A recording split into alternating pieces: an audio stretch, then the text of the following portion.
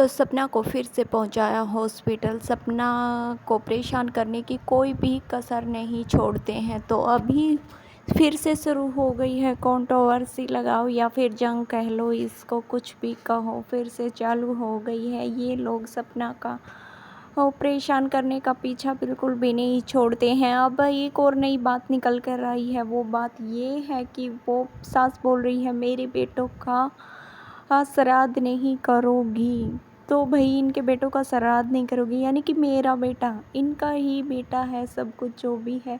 तो सपना का कुछ भी नहीं लगता था क्या? सपना का कुछ भी नहीं था। अब बोल रही है मेरे बेटों का श्राद्ध नहीं करोगी। ये तो भाई श्राद्ध क्यों ना करें, सपना के कुछ भी नहीं थे। तो सपना श्राद्ध नहीं करेगी ऐसा बोला है उसकी सास ने, मेरे बेटों का श्राद्ध नहीं करोगी। तो भाई सपना अगर श्राद्ध नहीं करेगी तो आपको ही खुद सोचना चाहिए कि मेरे बेटे किस हालत में कैसे गए हैं, गुजरे हैं। भाई जो बुज़ुर्ग हैं आपके वो तो उम्र पाकर गए हैं, लेकिन जो आपके बेटे गए हैं वो तो कम ही उम्र में गए हैं। क्या पता उनका जन्म हुआ है या फिर नहीं हुआ है, तो उनके लिए श्राद्ध क्यों ना करे।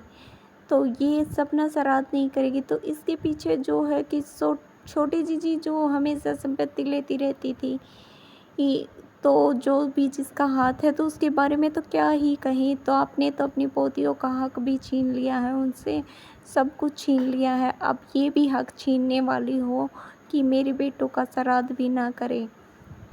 अपनी पोतियों का हक भी मार लिया है आप लोगों ने, उनको भी तो हक दो। अब ये भी नहीं चाहते आप लोग कि सपना ठीक ठाक रहे, अच्छे से रहे। वो अपनी बच्चियों को पाल रही है, वो खुश क्यों रह रही है, मतलब कि नीचे ये दिक्कत हो जाती है तो कुछ न कुछ बोलने पर तुल ही आते हैं ताकि सपना फिर से बीमार हो, वो अपनी बच्चियों को न पाल पाए न संभाल पाए। अरे आप लोगों को छोड़ना सोचना चाहिए, नन्ही नन्ही सी बच्चियां हैं, वो अपनी बच्चियों को पाल रही है, अगर खुश रह रही है तो उसमें भी आप लोगों को क्या दिक्कत है।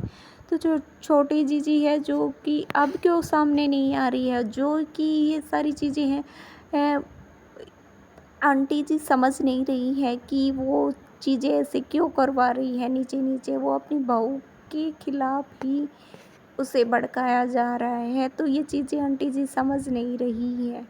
जो भी वो बोल देती है वो कर देती है, कह देती है। लेकिन छोटी जीजी जब भी सपना परेशान होती थी तो बोलती थी रो मत, बेफालतू में क्यों रोती हो, क्यों आप रो रही हो, चुप हो जाओ। मतलब उसमें भी मतलब ऐसा नहीं लग रहा था कि वो दिल से कह रही है, जैसे कि हड़क डाँट सी मारी है हड़क के, इसलिए कह रही है। तो सपना से तो यही कहना चाहेंगे, क्योंकि सपना इन सारी छोटी छोटी चीज़ों को लेकर बैठ जाती है और वो ज़्यादा सोचने लग जाती है, और सोचने लग जाती है तो फिर से वो हॉस्पिटल पहुंच जाती है। तो सपना को परेशान करने का बिल्कुल भी कसर नहीं छोड़ते हैं ताकि ये हंसकर क्यों रह रही है, क्यों खुश रह रही है। तो जो भी है, क्या अब क्या उनका श्राद्ध छोटी जीजी निकालेगी अपने भाइयों का? हाँ, सपना नहीं निकालेगी तो कौन निकालेगा? आंटी जी को कौन समझाए ये चीज़ें? क्यों सपना के पीछे पड़े हुए हो भाई? अब तो वो तुम्हारे पास भी नहीं है, दूर रह रही है। अगर खुश रह रही है तो उसे खुश रहने दो। और रही बात सपना से, भी यही बात कहना चाहेंगे कि सपना खुश रहे, उनकी बातों पे ध्यान न दे। जो भी कुछ होता है वो तुम्हारे साथ होता है। अब तुम्हें दिक्कत होती है तो तुम हॉस्पिटल पहुंच गई ना, उनको तो कोई परेशानी नहीं है। आप अपनी बच्चियों का और अपना ख्याल रखें। आप ये सारी चीज़ें मत सोचो, आपको करना है अपने घर में जो करना है वो करो। उनकी सारी चीज़ों को दिल पर मत लेकर बैठो। उन लोगों का तो काम ही यही है, परेशान करना। और जो भी ये चीज़ें कर रहे हैं वो सही नहीं है। तो आप इस बारे में क्या कहना चाहेंगे? हमें अपनी राय कमेंट के ज़रिए ज़रूर बताएं।